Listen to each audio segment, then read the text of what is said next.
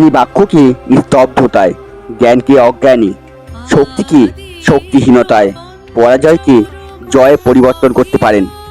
তিনি দ্বিভুজা, তার দক্ষিণ হস্তে গদা, যা দিয়ে শত্রুকে প্রহার করেন, এবং বাম হস্তে অসুরের জীব টেনে ধরে থাকেন। তাকে পীতাম্বরী দেবী ও ব্রহ্মাস্ত্ররূপিণী বলা হয়। তিনি একটি গুণকে বিপরীত গুণে পরিবর্তন করতে পারেন। প্রতিমা শিল্পী অখিল পাল ও অমল পালের শিল্পালয়ের শিল্পী।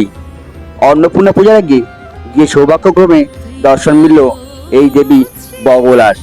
যদিও কুমোরটুলিতে বগলা মায়ের একটা মন্দির রয়েছে, যেখানে মায়ের নিত্য পুজো হয়। বন্ধুরা, দশ মহাবিদ্যার এক বিদ্যা কিন্তু এই দেবী বগলা মাতা। আজকের মতো এখানেই শেষ করব। দেখা হবে পরবর্তী ভিডিওতে। ততদিন তোমরা সকলে ভালো থেকো, সবাইকে ভালো রেখো। জয় মা বগলা।